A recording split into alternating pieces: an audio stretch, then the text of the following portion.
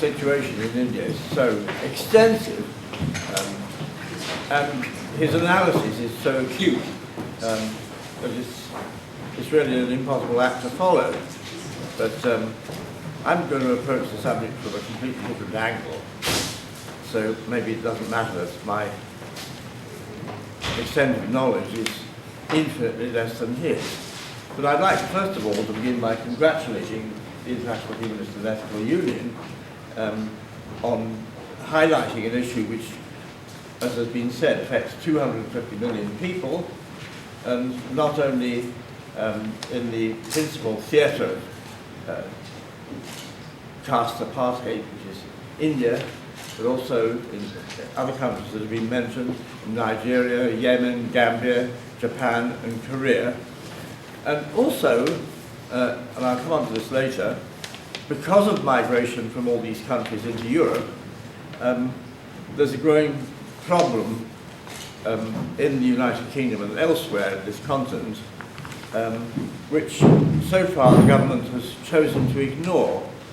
And I'll come back to that in a moment and think a little bit about the situation in the United Kingdom. As I say, others are far better qualified than I am to discuss the role of the UK. And as a leading member of the Commonwealth, as a member of the United Nations Security Council and the UN Human Rights Council, to raise the question of untouchability and the caste system when opportunities arise, as they do in these forums. I'm sure there may be understandable hesitation on the part of the United Kingdom as the former colonial power which ruled over many of these countries in the pre-independence eras, thinking that every time that they raise the question of caste, it'll invoke the opposite response of neocolonialism, and we therefore refrain from making public criticisms, and you've got a very good example of that in the Commonwealth in the case of Mugabe, where although it was a central political issue in this country, and we had thousands of people from Zimbabwe as refugees in this country, we always wanted to take a back seat in the criticisms of Mugabe within the Commonwealth. But coming to the problem of caste, I've been looking at the universal periodic reviews which take place in the Human Rights Council, and particularly if you look at the reviews of India and Pakistan, there was a good deal of solid evidence submitted by stakeholders and the UN's special procedures, but when it came to the recommendations by the working group, which is the end product of the process of the Universal Periodic Review, our delegation didn't speak up. In the case of Pakistan, we made a general recommendation on the repeal of discriminatory laws and safeguarding the rights of non-Muslim minorities. But the problem of caste actually requires affirmative action in these countries, and that's what the first of the Avebury principles says. But we don't act on that in looking at the reviews of these particular countries. Now, in the case of foreign employers, and Meg now talked about work as part of his discussion, one sees no echo in the UPRs of India or Pakistan. In the case of Bangladesh, there's one mention of caste in the stakeholders report, no mention at all in the recommendations by any of the human rights, any member of the Human Rights Council. But I do wonder, we now have the appointment of a special representative of the UN Secretary General on human rights in transnational corporations and other business enterprises, whether that's a lever that would raise the profile of caste in looking at the particular phenomenon of discrimination in employment. Professor John Ruggie, who is the holder of the mandate, says he's in the market for ideas on how to implement it, and he sent a questionnaire to governments asking about their policies and practices and the remedies that are open to individuals who claim their rights have been violated by corporate policies and related matters. Very few of the responses that have been made to Professor Ruggie indicate that the states have any policies on employment or programs or tools to deal with corporate human rights challenges, but those which do have any policies seem to rely on the soft law, such as the OECD's Code of Conduct for Multinational Enterprises, or voluntary issues like the UN Global Compact. And yet, increasingly, companies based in the developed world are transferring or subcontracting activities like call centers and software generation to economies in South Asia, where labor costs are lower and there's an educated labor force with a knowledge of English. I was looking at the example of BT, which is quite interesting, for instance, because it has a range of joint ventures in India, and it's looking for new business opportunities there, and is undertaking studies and pilots for outsourced call centers and back office operations based on its experience of software outsourcing in India. And the BT Statement of Business Practice says that BT upholds the UN Convention on Human Rights and the ILO Convention, both in relation to its employees, its third-party suppliers, and supply chain. And that seems to give us a bit of leverage, as they mean, presumably, the Convention on Civil and Political Rights and ILO Convention 182, which prohibits child labour, not, I imagine, 169 on indigenous and tribal peoples. But let's acknowledge at least that the BT have made a start by having a human rights policy which does apply worldwide to their practices in employment. They've got a senior executive in charge of sustainable development and corporate accountability, and their human resources team works on diversity in the workplace. And I think it'd be very interesting to know whether they monitor employment by caste, and indeed whether any of the UK's major investors in South Asia do that. According to an article in The Guardian on the film Slumdog Millionaire, there's no evidence of any Dalits working in the 1.6 million strong Indian call centre industry. And that is remarkable, because they're at the bottom end of the pile economically, as Meghna has already said. Dalits don't generally have the workplace skills that lead to employment in the multinationals. And when host governments ignore descent-based discrimination, then foreign employers are hardly likely to adopt the affirmative action to get more of them into their workplace, or to bring them into training programs, or even to collect data on the caste of their employees. And since the Indian government clings desperately to the assertion that caste is outside the UN Convention on the Elimination of Racial Discrimination, in spite of the committee's ruling that it is fully covered by Article 1, there's no systematic examination of the issue at international level. And it really was disappointing that the Durban Review Conference in April made no explicit mention of caste in its final document, in spite of the fact that the High Commissioner on Human Rights, Navi Pillay, has said that it was covered by the expression related intolerance. She suggested that caste-based discrimination might be dealt with by an observatory established as a database to collect information on all kinds of discrimination, and that could be a useful initiative. I don't know whether anything's been done as a result of her, what seemed to be off-the-cuff remark at the conclusion of the Durban conference, but what really seems to be needed, I think, is at international level anyway, for the Committee on the Elimination of Racial Discrimination to launch examinations of particular cases of discrimination by descent, which is covered by the Article 1 definition. And that, I think, would include not only caste, but related cases of discrimination by descent, such as the Biduns of Kuwait or the clan system in Somalia. But I now want to ask you for a moment to consider whether a person's caste matters in the UK. And as you know, we've got the Equality Bill now going through Parliament, which makes new provisions for discrimination on grounds of age, disability, gender reassignment, marriage and civil partnership, pregnancy and maternity,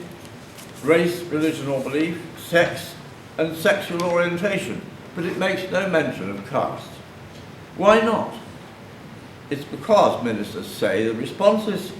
to the survey which they conducted of 20 unnamed organisations conducted over a 2-year period produced no strong evidence of caste-based discrimination in the United Kingdom. That's certainly not the view of the NGOs such as the Voice of Dalit International, Dalit Solidarity Network, Federation of Ambedkarites, and so on, though it has to be admitted that none of them have come up with any quantitative evidence, and I've told them this. That's lacking even from the 2006 report, which is the most thorough that I've looked at. They produced this study 3 years ago in which more than half the Dalit respondents said that they had relatives who had experienced discrimination, but the question that they were asked didn't make clear that the law itself deals with specific kinds of discrimination, that's to say in employment, vocational training, provision of goods, facilities and services, management or disposal of premises, and the exercise of public functions. Those are the areas in which discrimination is outlawed. But the survey by the Dalit organisation dealt with matters such as segregation in temples, marriage outside the caste, and the use of dining facilities, which may well be of concern socially, but are not matters that are covered by the law. And the 3 examples that are quoted in their survey of answers given to the question about relatives were not of the kind that would be prohibited if caste were dealt with in the bill. And so I think that if progress is to be made in the United Kingdom, the Dalit organisation should get together and sponsor an independent professional survey to measure the extent of caste discrimination within fields covered by the Equality Bill among South Asian communities. And to put manageable boundaries on the study, it could deal simply with employment, and it could be confined to one area instead of the 6 that were covered by their 2006 study. Just off the cuff, I'd suggest they look at discrimination in employment by caste in the case of Southall, which would be a manageable study that could be completed in a fairly short space of time. And it might be worth asking the Equalities and Human Rights Commission if they would help to fund that study, because they have expressed interest in knowing more about caste-based discrimination. And if that survey yielded solid and reliable evidence within those parameters, then it would be very hard for the government to deny the likelihood that a similar pattern existed in other cities and in other fields that are covered by the law. And in the meanwhile, since we have the opportunity of the Equality Bill being before Parliament, and since another chance of legislating on the matter may not occur for several years, what I'm suggesting is that we rewrite to add a clause to the present bill extending its scope to caste, but giving the government the power to bring it into effect by order. Then, if the research that I've mentioned shows that caste is at least as big a problem as, say, gender reassignment, which is covered by the bill, and there are estimated to be some 5,000 people in the United Kingdom who suffer from gender identity problems, only a fraction of whom undergo gender reassignment, compared with the estimate of 50,000 Dalits in the United Kingdom, then the clause could be activated, but otherwise it would simply lie dormant on the statute book. And there are precedents for this in other parts of legislation, where the government is not sure that a provision is needed, so it incorporates it in a bill, and then it covers the implementation of that clause by coming into effect provision which the government can move by order, so that when the evidence is there, the government doesn't have to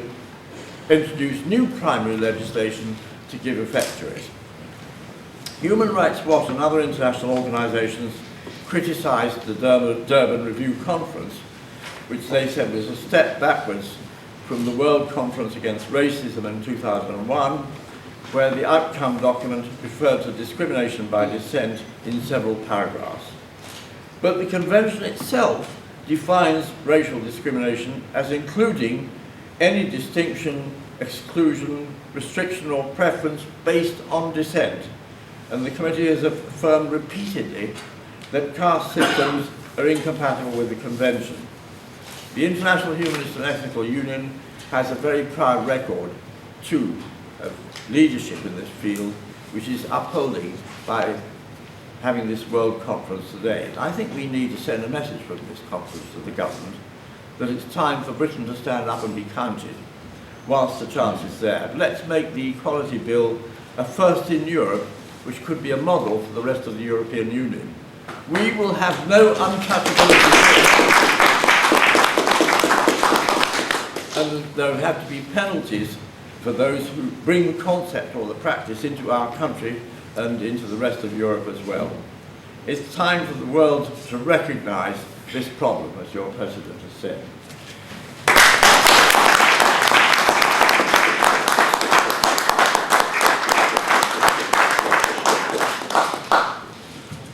Thank you, Lord Avebury, for actually charting out a plan of action, especially for the member groups of the IHEU in the UK, by telling us that it's the area of equality that we have to concentrate on. The great Ambedkar, when he was told repeatedly to his pleadings with the Hindus that the caste system must be abandoned, the great Ambedkar was told this is merely a division of labor. And he retorted saying it is not a division of labor, it is a division of the laborers. And that is how that all parts of society have been divided in this way and leading to this pernicious system that we have. But I am most certain that humanist colleagues will, after this conference and during the proceedings, discuss on how to give practical implementation and form to your valuable idea that we institute an independent survey, because very few are willing to touch caste, especially those who are involved in politics, because now politics in India it has always been fragmented, it has been usually useless, but it has now been divided along caste lines. Political parties have been established on the basis of caste,